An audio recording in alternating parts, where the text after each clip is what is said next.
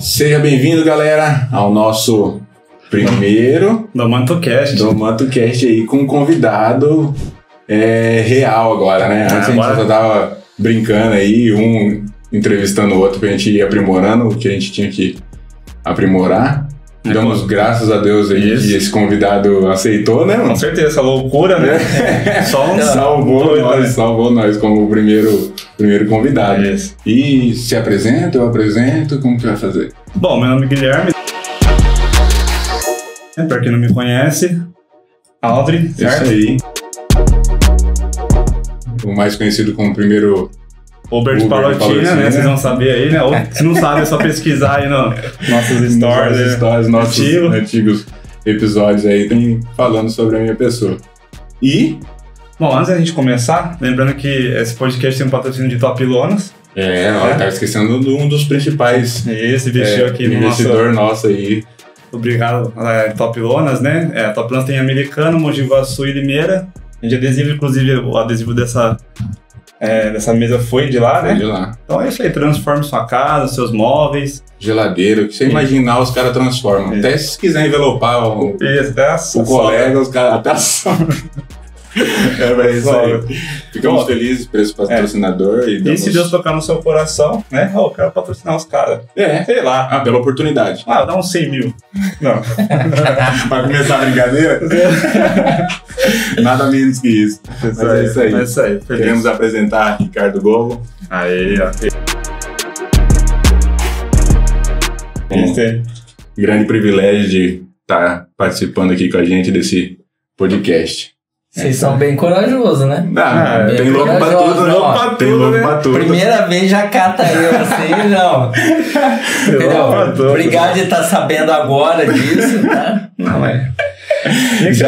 Já que é pra começar com polêmica, com isso mesmo. Recaçando. Vamos lá.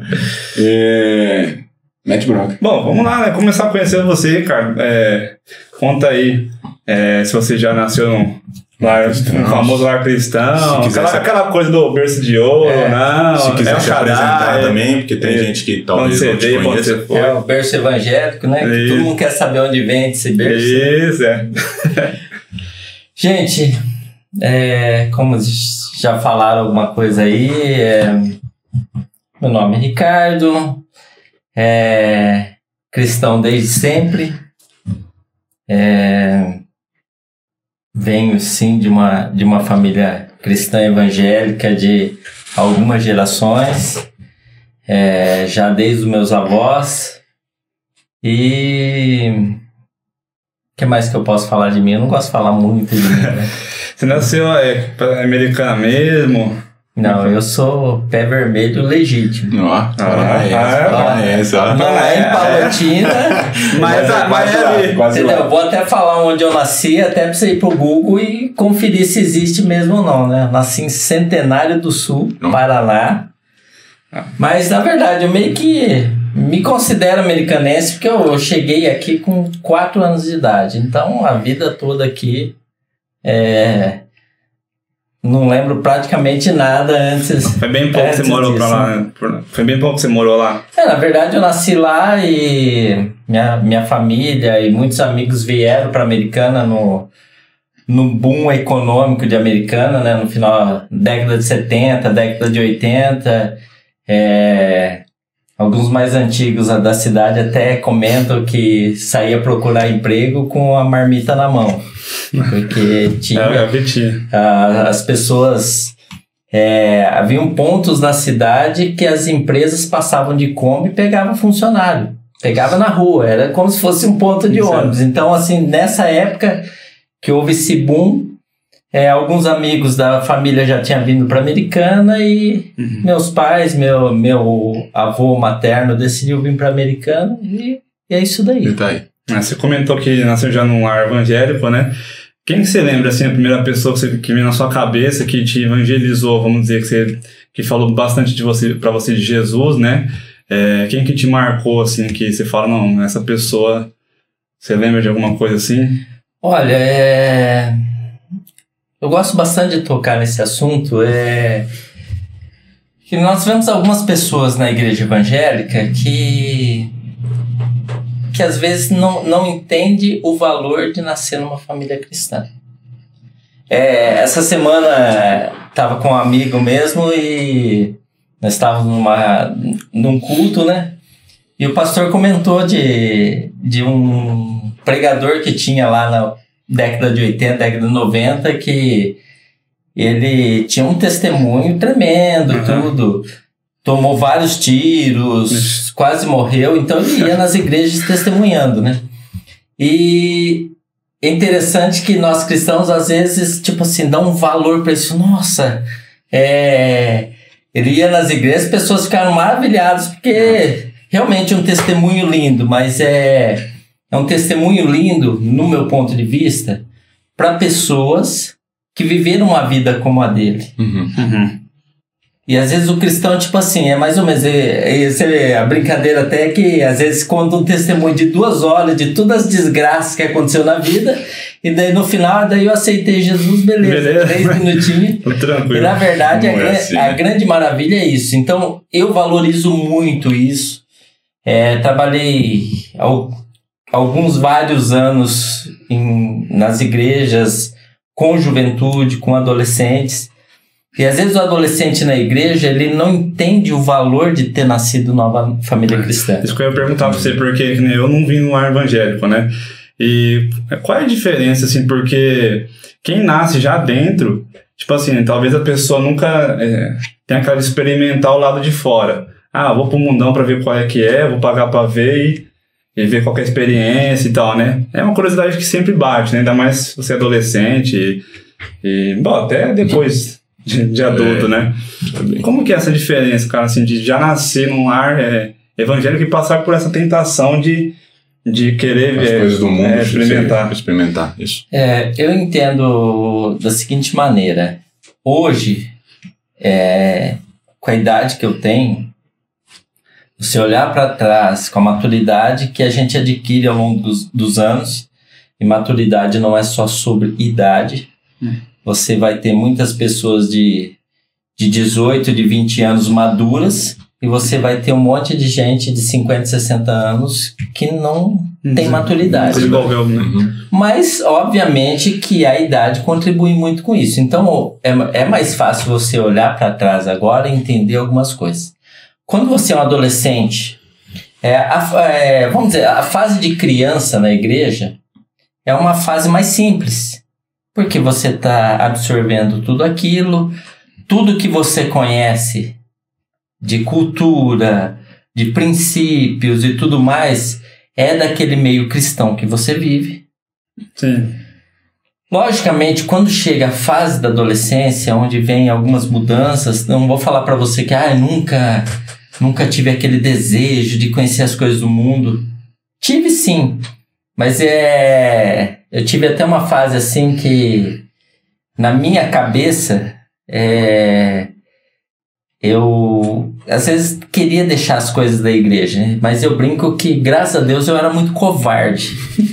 Graças a Deus eu era muito covarde. Covardia boa, porque eu confesso que eu cheguei a falar para amigos na época assim, não, hoje eu vou falar pro meu pai e pra minha mãe que eu não vou mais na igreja, entendeu? E não falei nada, porque na verdade eu não, até por todos os princípios, por tudo que eu aprendi com eles, e até volta no que você me perguntou primeiro, quem que teria como referência, eu diria que meus pais mesmo, tá? Nossa. Meus pais, assim, sempre me ensinaram no caminho.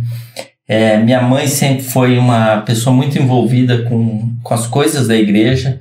Meu pai, de certa forma, também. Mas minha mãe, assim, com as coisas da igreja, ela era mais envolvida. Questão de louvor, de tudo isso mais. Na igreja, né? Ela gostava muito de louvor, na verdade, minha mãe. E assim, eu venho de uma família, assim... as pessoas tinham muitos... assim, muitas pessoas envolvidas no ministério. Então, um dos meus... o meu avô materno, ele foi pastor, então eu conheço... Desde que eu me entendo por gente, ele era pastor. Meu outro avô, presbítero. vários tios, assim, diáconos, presbíteros envolvidos com louvor. Então, assim, tinha todo esse envolvimento. Agora, o que eu estava falando para vocês às vezes o adolescente ele não entende o valor. Hoje eu entendo, com a maturidade que eu tenho, e olho para trás e falo, poxa vida, que maravilha que eu nasci numa família cristã. Porque dentro do que você perguntou, primeiro que vem uma questão de cultura. Tudo que envolve religião e muitas outras coisas, a gente vai falar de cultura. Então, primeiro que você, desde cedo, você aprende aquela cultura. Seja, vamos dizer assim, uma família católica, ela vai se desenvolver numa cultura católica. Ele pode até deixar, às vezes, a igreja depois, mas nesse primeiro passo, você estar inserido nessa cultura é muito bom. É gratificante. Então, eu olho assim, eu vejo pessoas que conheceram a Cristo depois. De certa forma, é um pouco difícil, porque o próprio evangelho, que significa evangelho, boas novas. Então, você está recebendo as novas, tá? Que nós chamamos de boa. Mas para uma pessoa que não conhece a Cristo, então, primeiro ela vai entender, precisa entender se realmente é boa. E esse é o grande problema do que acontece hoje. Então, você nascer num lar cristão, entendeu? Para mim é maravilhoso. Entendo também, por exemplo, eu tenho familiares que também deixaram um caminho. Que assim como eu nasceram numa família cristã, num lar cristão, mas por meio do caminho deixou. E isso daí às vezes acontece muito na adolescência e na juventude.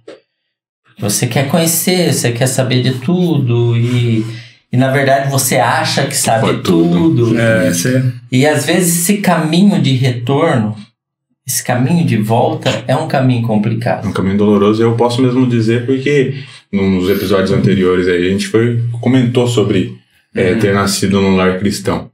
E eu teve um período da minha vida que eu também me afastei de Cristo aí, uns 2 a 3 anos. Ia para dentro da igreja, mas preferia fazer as coisas do mundo. E quando volta é doloroso. Se não é no amor, é na dor, né? Então você começa... O pessoal fala que é mais difícil, mais difícil. Então, e a gente fala muito dessa questão do amor ou pela dor, mas eu te falo que às vezes pela dor é mais fácil. E de que sentido eu falo para você? Às vezes tem pessoas que deixam a Cristo e a vida dela tá tudo bem sem Cristo. Esse é um dos maiores problemas. Porque a pessoa, ela acha que tá tudo certo. Ela acha que ela faz tudo certo, que eu não faço nada errado. Aquele conceito, não mato, não roubo, não faço mal para ninguém. Faço mal para ninguém. Então, às vezes, a dificuldade de uma pessoa dessa receber a Cristo é muito maior. Conversava com um amigo essa semana, até de um assunto assim, bem contemporâneo do que está acontecendo agora, sobre as Olimpíadas na França. E esse amigo meu, ele viveu alguns anos na França. E ele fala que a França hoje, por exemplo, e a maioria dos países europeus, na França, não conferi os dados, tá? Tô falando o que ele falou para mim, que ele viveu lá, mas ele fala que em torno de 50 pessoas se declaram ateus ou não praticantes de religião nenhuma. Então, e uma das questões, por exemplo, quando você fala um país como a França, é o quê? A questão financeira, a questão, entendeu? De tudo que é de viver na Europa, que tá tudo bem, tá tudo certo. Eu não preciso de Cristo. Às vezes, igual você comentou, às vezes você passa por um processo doloroso, mas aquilo, de certa forma, te traz para Cristo. A questão é quando tá tudo bem. A questão é quando está tudo aparentemente bem. É aí que deveria ter medo, né? Porque você demora para perceber, né? Agora, quando tá ruim, você já... Opa, preciso consertar, né? Então, assim, meio que fechando o que vocês falaram sobre nascer num lar cristão. Você nasce num lar cristão, Então, essa primeira questão de cultural de entender, sim, meio que, logicamente, muitos ficam só nisso. E quando vem momento de decisão por Cristo, às vezes passou anos na igreja, mas não entendeu o que é Cristo, tá? A gente poderia citar, a gente fala, é muito fácil falar assim, Judas traiu Jesus, né?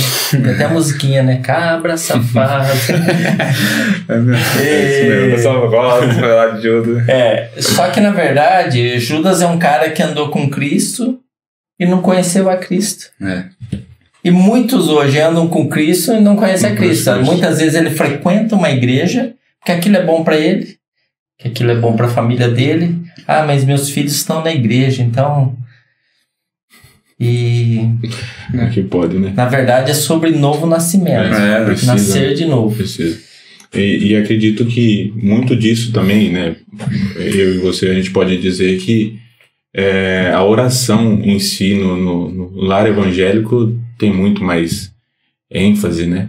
Eu posso dizer que eu sou grato às orações da minha mãe e dos meus pais, por conta que tantas outras coisas que eu fiz de errado e hoje eu sou o que sou e tô aqui, porque eu poderia não estar, por conta das orações. Eu queria saber de você o quão importante é uma oração para você. Cara, a oração é tudo. Quando você fala assim falando de cristianismo verdadeiro, e agora eu não estou falando, se você é da igreja A, da igreja B, minha igreja é tradicional, minha igreja é pentecostal. Na verdade, a oração é onde você realmente se conecta com Deus. E a gente... isso é muito abrangente. Eu venho de uma cultura bem tradicional, onde orar era orar de joelhos ou era orar em pé. A gente nem orava sentado, né? Então, seria irreverente. Irreverência. Então, eu venho de uma cultura que, tipo assim, você se ajoelhava para orar, tá? E até é uma cultura que eu acho linda, que hoje você não vê mais nas igrejas, tá? Que você ainda vê algumas senhorinhas que têm essa tradição de chegar numa igreja, independente, dobra os joelhos, independente se o resto faz ou não faz. Estão pedindo ou não, né? Não. É ali em agradecimento, cheguei na casa do Pai. E eu acho até interessante, eu lembro que eu estava na minha adolescência, quando começou a surgir os filmes evangélicos. Quando começou a chegar, né? Falando assim, filmes evangélicos que não era, entendeu? A Paixão de Cristo, entendeu? Aqueles filmes do Jesus loiro, lindo, europeu, entendeu? Que a gente assistia, entendeu? Que antigamente tinha, entendeu? Mas assim, quando começou realmente, quando começou a chegar os filmes. E eu lembro que um filme me chamou a atenção. Que em determinada parte do filme, um senhor de idade, ele tá numa floresta, ele senta num tronco de árvore, e ele senta ali e começa a falar com Deus de olho aberto, olhando pro céu e falando com Deus. Falou, aquilo lá meio que acendeu pra mim. Não, é verdade, peraí, por que eu tenho que... Não que não seja uma reverência, mas às vezes a pessoa se ajoelha ou está de pé, toda aquela convenção, e às vezes o coração não se dobra. Então não é só sobre isso. É o que eu falei, é uma questão, por exemplo, eu acho muito linda essa questão de uma senhorinha que chega numa igreja e se ajoelha, mas é assim, o mais importante é o coração se dobrar. É o mais importante. Então, e a oração é tudo. A oração é onde você se conecta com Deus. Tem regras para oração? Eu sou até cuidadoso com isso. Não estou falando que isso, aquilo, aquele outro. Mas eu tomo um pouco de cuidado com isso, porque às vezes a gente coloca tantas regras acaba, sim. E perde a conexão. O que Deus quer? Ele quer se conectar com a gente. Simplicidade, né? Exatamente. É um coração arrependido, é conexão pura. Oração é isso daí, pura e sincera. Não adianta eu chegar diante de Deus cheio de pompa, cheio disso, aquilo, ele me conhece. Entendeu? Você vai ver no...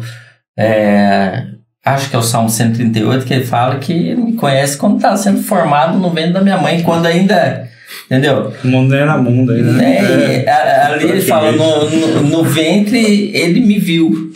Então como que eu vou chegar diante de Deus querendo mostrar aquilo que você querendo mostrar aquilo que eu não sou? Então, oração é conexão pura. Crente, oração e palavra de Deus. Simples, né? O resto é complemento. Entendeu? Vida com Deus é oração, palavra. Cara, em que momento da sua vida, falando de oração, tudo, né? Com encontros com Deus, né? Que momento que você sente, assim, que você teve um encontro com Jesus, né? A gente sempre costuma perguntar, falar sobre isso, né? Que momento que você... você se lembra quando que foi algo... aonde foi, como foi, assim, um encontro que te marcou. Você fala, nossa, esse dia... Famoso Chaba, né? Cara, agora eu venho numa contramão do que todo mundo fala, tá? E respeito quem pensa assim. Por exemplo, hoje se ensina muito para as crianças nos cultinhos e tal, e chega um momento que às vezes a criança entrega a vida para Jesus e tudo mais, ou às vezes na adolescência tem aquele passo de fé. Cara, vou ser bem sincero, as coisas foram acontecendo pra mim. Eu não consigo te falar assim, um momento marcante, esse dia foi um encontro com Cristo. Tem muito a ver com emoção só, né? Não, mas eu entendo. Às vezes hoje, por exemplo, às vezes tem aquele ponto que a criança entende realmente o que é viver para Jesus. Às vezes, ou criança ou adolescente, ele tem aquele momento de entrega que... Eu não tive isso. Sou sincero em dizer, não poderia falar aqui pra vocês, não, foi tal dia que no culto tal. Não, eu vou ser sincero. As coisas foram acontecendo, porque a gente veio numa cultura, hoje, por exemplo, o Ministério Infantil é algo, cara, tremendo. Maravilhoso, que realmente ensina, tá, as crianças sobre, entre tantas coisas, sobre novo nascimento. Eu vim de um período da igreja que, na verdade, a gente ia para a escola bíblica, tá? Que, infelizmente, hoje é algo que falta muito nas igrejas. Sim, faz diferença, né? Uma ou outra aí que você pode encher uma mão das igrejas que hoje em dia tem... Eu lembro, quando a igreja ouvia falar que tinha, né? O meu pai mesmo, eu era da Assembleia de Deus, todo domingo tinha. E era na revista da CPAD que tinha dado, e era top. É onde que eu conheci muitas coisas da Bíblia, na escola dominical. Até porque lá você tinha o campo aberto para poder perguntar ao professor, estilo teologia, mais simples, você tinha como entender, né? Você não ia no meio do culto e erguer a mão e interrogar o pastor para perguntar, e no domingo, na escola dominical, você tinha essa possibilidade.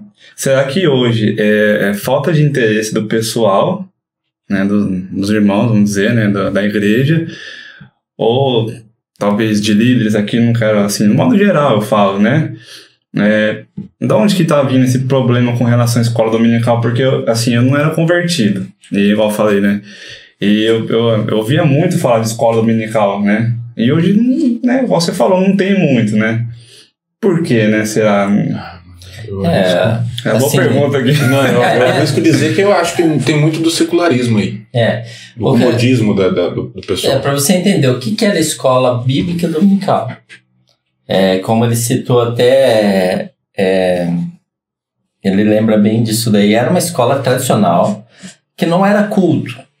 Pelo menos na maioria das igrejas não era culto. Era uma escola bíblica. A gente ia de domingo de manhã para a escola bíblica. O culto era à noite. Era noite.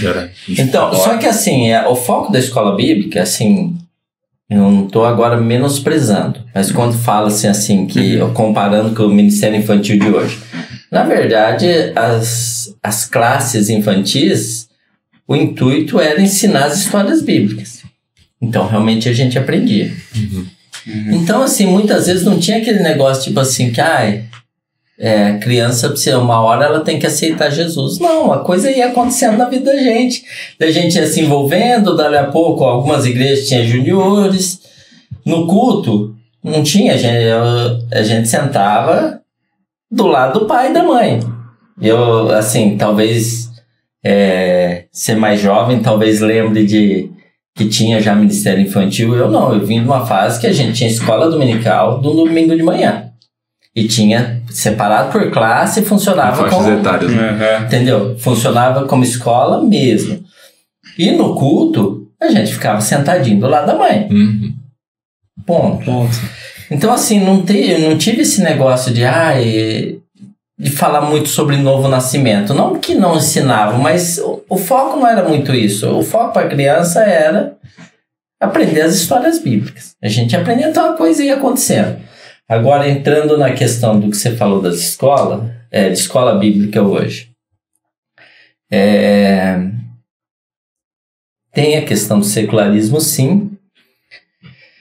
Mas, assim, é um triste dado. Muitas vezes hoje, as igrejas modernas, a igreja do momento, às vezes está preocupado que tipo de evento vai dar gente. Então, para qualquer igreja, talvez você está assistindo a gente aqui, talvez você seja pastor, está começando uma igreja agora, ou de uma igreja menor. Não pense que você vai fazer uma escola bíblica, iniciar algo, achando que vai ter um monte de gente. Não vai. Negativo. E hoje, assim, não é só a questão da igreja, mas é a questão das pessoas que frequentam a igreja. Uhum. A maioria das pessoas hoje, tudo que elas querem é uma igreja grande que ela não precisa se envolver, que ninguém precisa saber que ela está lá. Ela simplesmente quer ir lá no domingo à noite, no domingo de manhã, ouvir uma palavra boa. E não há um novo nascimento. Na verdade, ela quer um gás. Entendeu? É quase um coach cristão. E vem agora algo que eu percebo que tem acontecido. E às vezes as pessoas, o pessoal critica muito hoje palavra coaching, que muitos pastores vêm falar muito de, tipo assim, botar você pra cima. Mas tem uma outra questão também. Tem muito pastor que prega, bate forte, fala de evangelho. A pessoa tá na igreja, ela gosta de ouvir aquilo. Você viu a palavra do pastor? Olha, você viu que forte, que confronto. Mas não tem mudança. Então as pessoas querem uma palavra de confronto porque ele tá sentindo que, tipo, tô ouvindo evangelho poderoso e tal, mas não tem mudança. É igual eu brinquei esses tempos atrás com o Gui. Muitos das pessoas hoje em dia querem palavra de conforto e não de confronto. E acaba se acomodando com isso. Mas é o que eu falo, dentro do que eu tô falando aqui, às vezes tem gente que gosta de palavra de confronto mesmo. Isso que tá sendo estranho. Não é nem que tem alguns que buscam assim, a palavra de conforto, assim. No Brasil nem tanto, mas você vê países hoje que o pastor prega moldado ao que o povo quer ouvir. Porque se ele começar a forçar um pouco, o povo vai lá e aperta ele e troca de pastor. Então, infelizmente, acontece isso hoje, principalmente em países de primeiro mundo, nos Estados Unidos. Tem muito. Entendeu? Na Europa. Então, ele prega aquela palavra ali que o povo quer ouvir. Mas é estranho. Tem gente que gosta do confronto, mas ele só gosta da palavra. Ele não quer mudar. Mudança, é verdade. Entendeu? Não quer mudar. Dá muito trabalho, né? É estranho. Vai entender. Vai mudar? Tá confortável daquele jeito, né? Então, Gui, é nesse assunto que eu falo. A palavra conversão. O que é conversão? O que é convergir? A gente pode falar de trânsito. Tá? Eu tô indo numa via, eu faço uma conversão, eu vou vir na via oposta. Então dá trabalho, sim. Não adianta, mudar de vida. É novo nascimento. É igual você falar assim, eu nasci assim. Gabriela, eu síndrome de Gabriela. Exatamente, mas aí que está o problema. Tá? Quando o evangelho vem falar de novo nascimento. Um pastor amigo essa semana estava falando sobre isso. Ele falou, tem gente que fala assim, eu nasci assim. Todos nós nascemos assim, cada um com as suas questões. Todos nós nascemos de uma forma que nós necessitamos um novo nascimento. É isso mesmo, mas que é aquela coisa, né? A gente usou o exemplo do trânsito, mas é isso, né, cara? Às vezes você pega aqui uma rua aqui, por exemplo, tem que ir lá na frente, voltar e tal, e deixa aqui mesmo, vou pelo caminho mais longe, é mais confortável e tal, e aí é o que acontece, né? Então, eu acho que o Ricardo falou, hoje em dia é muito assim, tem essa questão da moda do confronto, mas não a pessoa não acaba... Aí começa já a culpar líderes, culpar Deus, né, essas coisas, mas... sobre até isso, assim, acho legal a gente estar falando qual a influência da igreja hoje, né? Eu ia perguntar. A gente vê, assim, o Brasil sempre teve muito essa influência da igreja, a igreja católica, depois a evangélica. E nesses dias que a gente está vivendo essas loucuras, né? Não sei até que ponto a gente, como cristão, aqui no nosso caso, né? Mas quem está ouvindo talvez não seja, mas como cristão, até que ponto a igreja está influenciando na sociedade, né? Sabe, a gente vê a política mesmo, a gente vê lá, né, aquele deputado, né? Aquele menino, e muito inteligente, o cara, assim, muito de Deus, pelo que a gente percebe, né? Só que um só não vai conseguir fazer a diferença, né? Então, até que ponto, sabe? Eu fico pensando assim, né? Tá influenciando a igreja hoje, a gente tá com uma boa reputação, assim, no sentido de influência. O que vocês veem como isso, assim? Olha, quando você estuda a história dos avivamentos,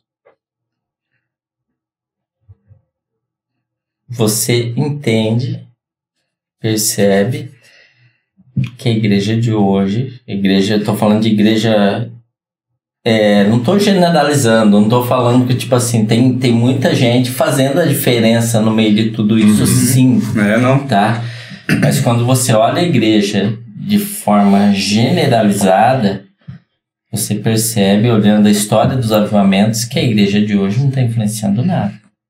Você estuda os avivamentos e você vai ver que na história a igreja começava a impactar a sociedade, as cidades, de certa forma, que você vai ver casos onde se diminuía a criminalidade. Eu falo nesse sentido, Entendeu? Diminuía divórcios e tantas outras coisas. A igreja de hoje, tô lendo um livro agora, muito interessante, que vi lá na banca da lojinha da igreja. Minha esposa até falou, na hora que eu vi que você pegou esse livro, eu não entendi muito por quê. Eu falei, também não. Eu olhei o texto, o título nem é tão atrativo assim, tá? O livro que eu tô lendo hoje é Template Social do Antigo Testamento. Landa Cope, escritora. Se não tinha enganado, é isso mesmo.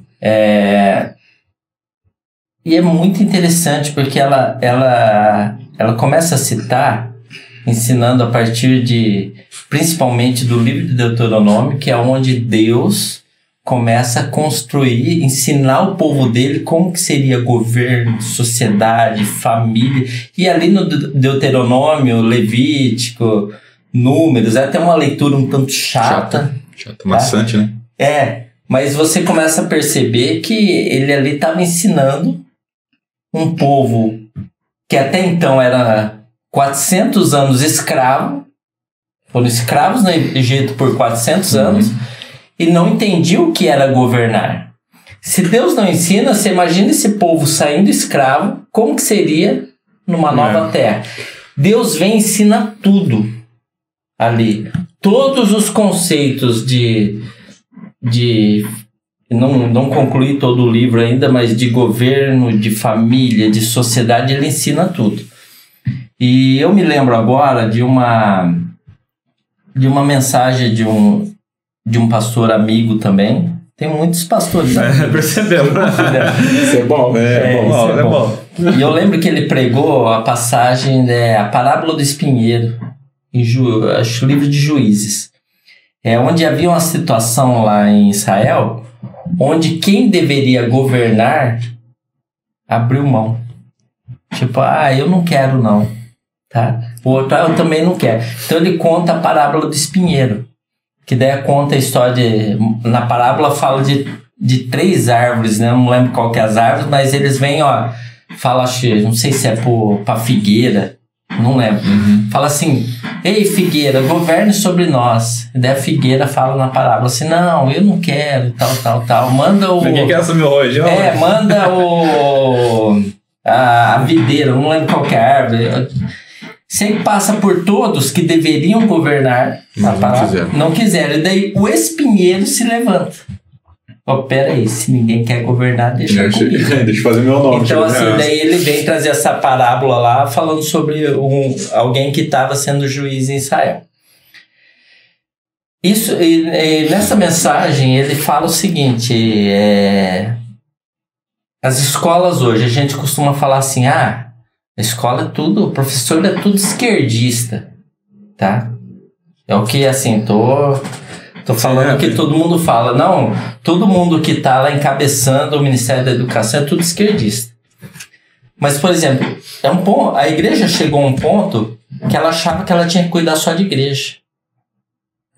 Eu acho que... E não é, né? Acho que é isso. E quando você olha para a palavra de Deus, entendeu? Deus mostrando ali que a gente ia agir em todas as áreas da sociedade. Exatamente. Agora a gente chega num ponto, por exemplo, citando a política. Vem tem um ditado muito famoso, o qual eu não concordo, que é a ocasião faz o ladrão. Entendeu? Eu digo que a ocasião não faz o ladrão, revela. Então, assim, por algumas questões da igreja evangélica, por exemplo, não querer se envolver com política. Que a política corrompe, que não sei o que, toda aquela conversa que eu não preciso falar. Na verdade, a maior parte dos cristãos que foram para a política, na verdade, eles não eram cristãos. Como os de verdade não quiseram assumir sua posição na política, peraí, esse nicho é interessante. Eu vou lá falar meia dúzia de coisa que esse povo gosta de ouvir, assim como acontece em outros nichos. Por exemplo, eu vou falar de um termo aqui, por exemplo, tem deputado que é o deputado da comunidade LGBT, por exemplo. Mas às vezes ele não tá nem aí com a comunidade LGBT. Ele vai lá e fala uma meia dúzia de coisa que esse nicho político quer ouvir e se elege. Tô falando de coisas totalmente opostas. Acontece com as igrejas. Então você vai ver no passado aí pastores que defenderam alguns políticos que foi só vergonha. Tá? Foi só vergonha. Por quê? Porque não eram cristãos assumindo seu papel. Os cristãos abriram mão de assumir seus papéis. Tá? E quem viu a oportunidade falou, agora. É agora. E na verdade, quando você fala de política brasileira, se o cara já é propenso à corrupção, daí um abraço, né? Eu nunca tinha pensado por esse lado, mas é isso, né? Então, assim, a gente abriu mão das coisas, porque a gente achou que a coisa com Deus é só a questão eclesiástica. Cuidando do meu ministério ali. Entendeu? Ali, é igreja, é cantar isso, aquilo. E daí você vai ver em muitos ramos da sociedade, ramos profissionais, onde, tipo assim, o cristão abriu mão e não tá mais. Um que a gente poderia falar, nas artes. A gente reclama, por exemplo, que hoje não dá pra assistir filme. Eu tô numa fase, gente, que rodo o catálogo de streams e caio nos meus filmes dos anos 90. É igual. Então, quando não desliga a TV, né? Só que assim, qual o papel da igreja nas artes? A gente acha o quê? Não, isso não é coisa de crente. Tá? Na música, entendeu? Então, em todas as áreas da sociedade, o cristão abriu mão de fazer o seu papel. E quando você olha para a palavra de Deus, principalmente o que ela cita muito lá em Deuteronômio é Deus ensinando o seu povo como a sociedade deveria viver e como cada um deveria fazer o seu papel. Faz diferença, né? Muito. Bastante. E precisa, né? A gente, como a gente já estava falando anteriormente, a gente vê poucas igrejas botando a mão na massa e mostrando a realidade, precisando, igual aconteceu a catástrofe lá no Rio Grande. Muitas aproveitaram da oportunidade para querer se aparecer, outras aproveitaram e foram lá e ajudaram. Então esse papel é importante, de suma importância. E às vezes você vê nessas situações que muita gente se envolve. Agora não estou criticando o fato de se engajar, que eu acho que realmente tem que se engajar, tá? Puxa vida, um país do tamanho, da dimensão do Brasil, se nós não, entendeu, nos movimentarmos para fazer algo por um estado que está sofrendo, mas às vezes alguns partem para essas coisas, mas às vezes não tem um engajamento na própria cidade. Lógico, quando eu falo nós somos todos aqui de Americana, poxa vida, Americana praticamente não tem famílias carentes, tá? Praticamente não tem. Mas sempre tem o que fazer. Só que você pega, assim, grandes cidades, eu gosto de citar muito, eu lembro que conheço bastante gente, inclusive meu filho já foi lá pro Vale do Ribeira. O Vale do Ribeira é uma região que, se nós, estado de São Paulo, nos movimentarmos para fazer algo por aquela região, porque o que é o Vale do Ribeira? Ela tá ali, acho que, se eu não me engano, a pouco mais de 200 quilômetros da capital paulista, do estado mais rico de São Paulo, da cidade mais rica do Brasil. E o Vale do Ribeira, as pessoas vivem, em média, com 80, 100 reais por mês. Nossa. E é tão pouco o que eles precisam. Então, quando uma igreja se mobiliza de levar o pessoal lá um final de semana para fazer algo, é tão maravilhoso. Quantas igrejas a gente tem que poderia se unir? Peraí, vamos nos movimentar. Suprir as necessidades de uma região que o próprio governo abandonou. Tá? É uma região que a maior parte foi declarado como patrimônio ambiental. Tá? Então não pode ter indústria. A região é ruim para agricultura. As pessoas realmente passam muita necessidade ali. E o que a gente tem feito? É a mesma coisa a gente falar do Rio Grande do Sul. Tá? Muita gente fez no início aquele pacotão inicial, só que a necessidade continua. Existem igrejas que continuam fazendo e apoiando lá. Tem igrejas que estão se mobilizando agora em apoiar o Rio Grande do Sul. Mas eu lembro quando aconteceu a tragédia em... Brumadinho?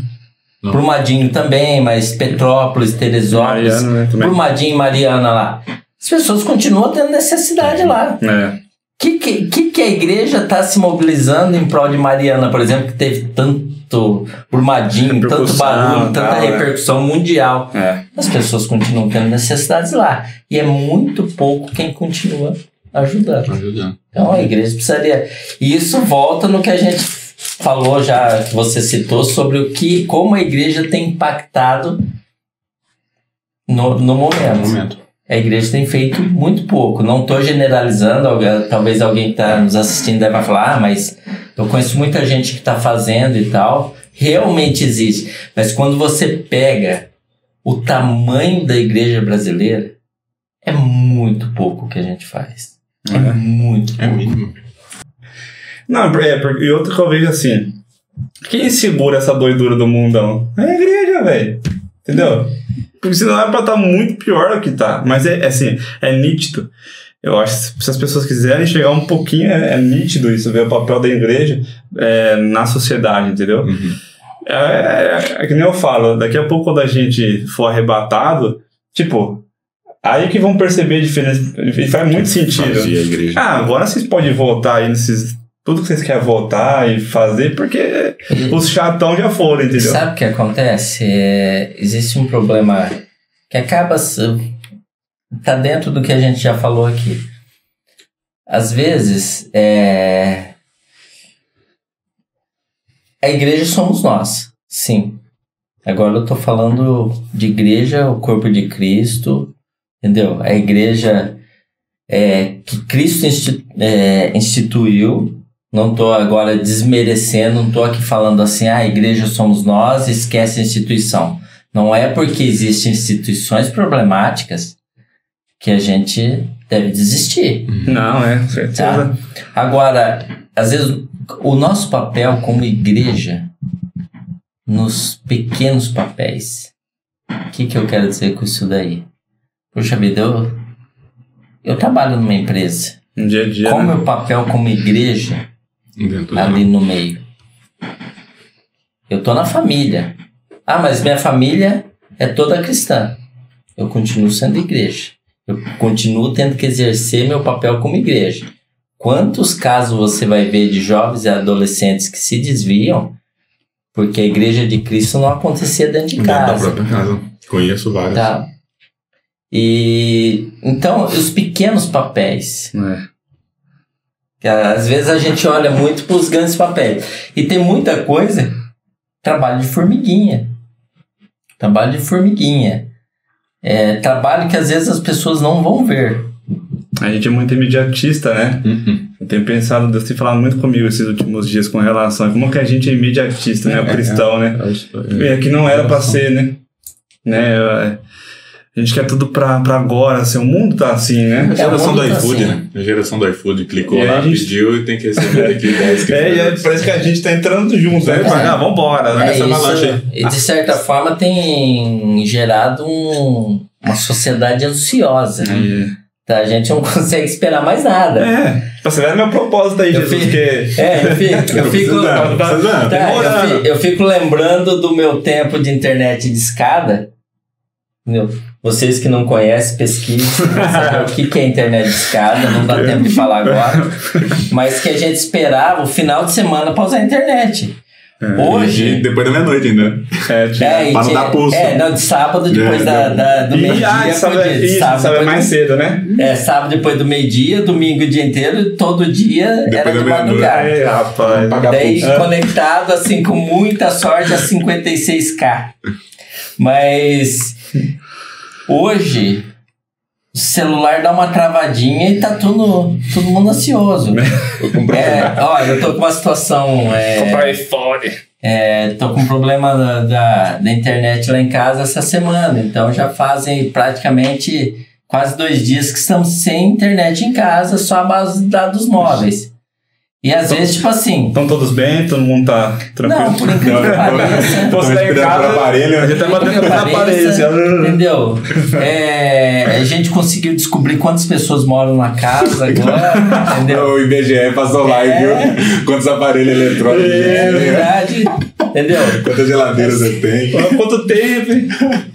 Mas tá bem por aí mesmo. Então, assim, a gente... hoje é ansiedade. E muitas vezes isso vai refletir, não vou nem falar nas nossas pregações, mas nos nossos discursos de palco, onde a igreja é usada como palco para discursos e não para pregação do evangelho. Tá? Eu cito muito o Deus gênio da lâmpada.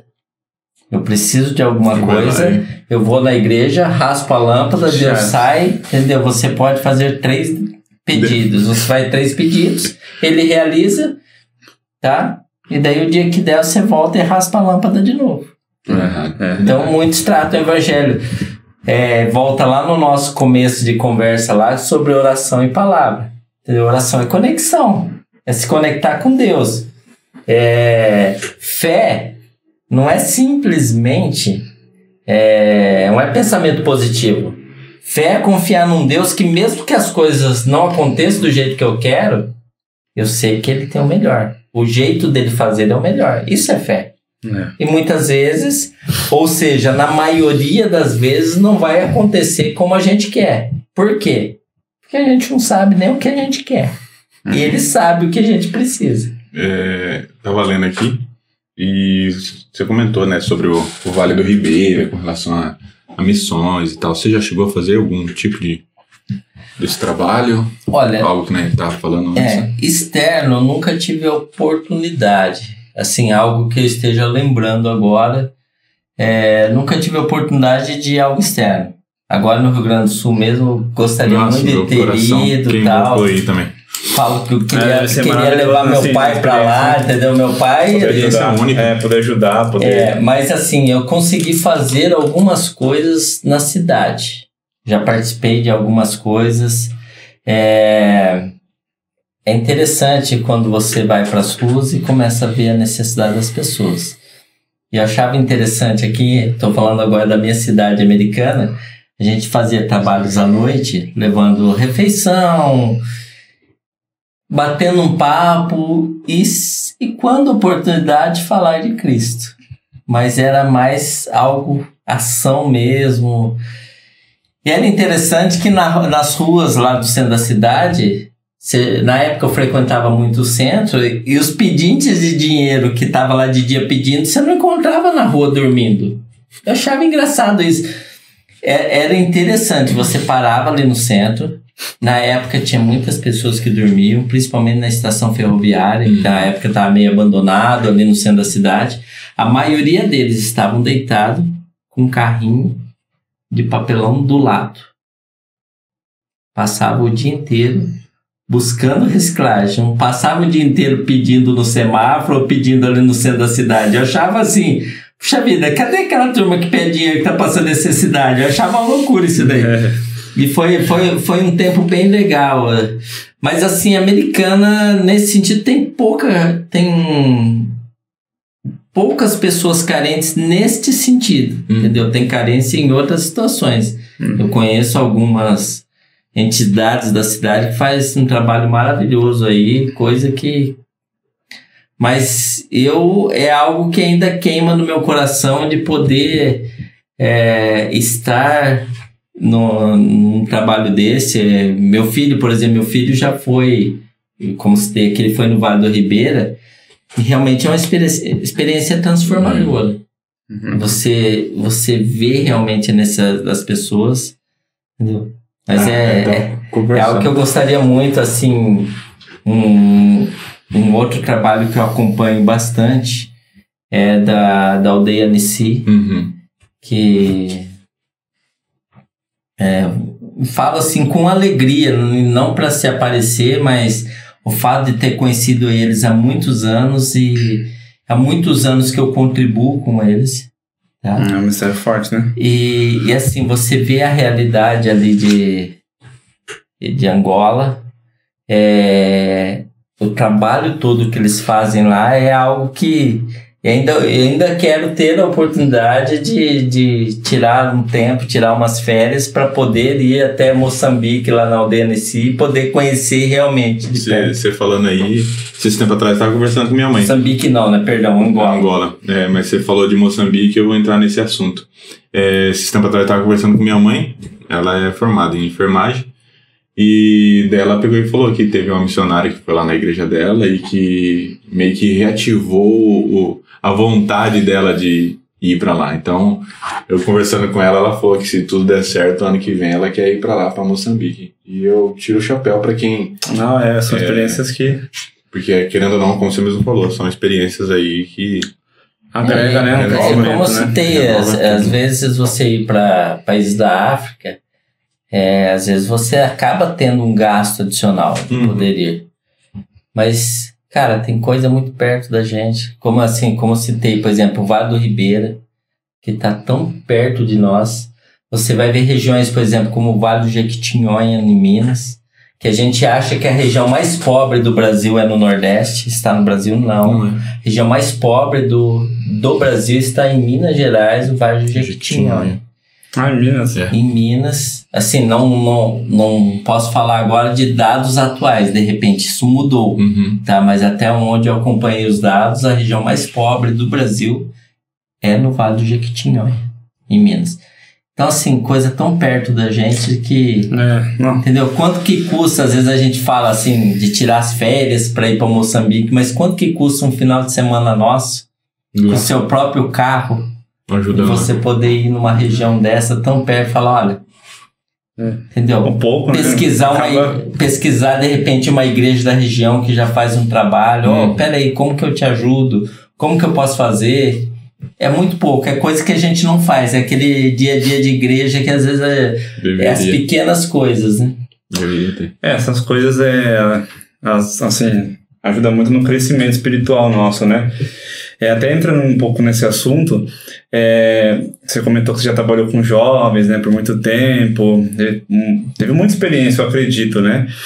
O que mais te marcou, assim, nesses anos todos servindo, que você viu que agregou, sabe, no seu crescimento espiritual, e o que você aconselharia essa geração aí que tá chegando, que tá bombando aí agora, né, tá vindo com gás novo aí, com os conselhos, né? Porque eu acredito que tenha vasta bagagem aí. É até difícil, né, querer resumir, né, isso agora mesmo, fala assim, só o principal, se é que tem, né? Porque é difícil resumir. Cereja do bolo, cereja do bolo que você pode nos oferecer. A gente poderia ter até mais uma conversa sobre esse assunto. A gente... agora não daria para falar tudo, mas eu tive dois períodos de ministério de juventude. Tive um lá a partir dos meus 16, 17 anos. Foi muito lá atrás. Foi um tipo de experiência que foi muito bom. É muito bom encontrar pessoas daquele tempo e entender que de certa forma você contribuiu para a vida dessas pessoas, né? Valeu a pena. Mas assim, mais recente eu tive eu fiquei um tempo sem trabalhar com jovens diretamente, daí eu voltei para o Ministério de Jovens aos 40 anos, tá? Ironia. Aos 40 anos eu voltei no Ministério de Jovens. E daí, assim, Deus me deu esse direcionamento e eu entendi rapidamente que era ter um período de trabalho agora com mais maturidade, que não era sobre o que eu ia fazer, mas era sobre o que eu ia fazer os jovens fazerem. Não era sobre mim. Logicamente, tipo assim, atuei em várias áreas dentro do Ministério de Juventude. Participei de uma igreja que o Ministério de Juventude funcionava até como, vamos dizer assim, uma igreja dentro da igreja. Porque tinham ministérios dentro do próprio Ministério de Juventude. E pude participar de Ministério de Louvor. Então, assim, é muito gostoso, tipo, cantar e tal... Mas você começa a entender, a principal experiência minha foi isso, não é sobre o que eu vou fazer aqui dentro, mas é sobre como eu vou lançar esses jovens, como eu vou enviá-los para o que cada um deve fazer. Eu costumava falar muito assim, falava no meio do pessoal assim, falo, vocês são jovens, às vezes tinha lá de 16, 17 anos entre nós, eu falava, você tem que ter algo em mente. Quem vem depois de você? Falava muito isso. Às vezes ficava até um pouco maçante. Mas eu tentava incutir na mente. Peraí, não é só sobre o que eu gosto de fazer aqui, mas é sobre vir trazendo Ministério de Juventude essa renovação. Sim. E às vezes as pessoas têm muito essa ideia, tipo assim, o Ministério Infantil é a igreja do futuro, o Ministério de Jovens é a igreja do futuro. Não, tudo é igreja de agora, entendeu? A igreja é geracional, então não é porque, tipo assim, você olha para o Ministério Infantil e fala assim, essa é a igreja do futuro. Não, é a igreja de agora. E talvez ter esse entendimento que a igreja já está começando ali. Mas assim, foi o que eu falei, não dá para falar tudo aí. Muita coisa.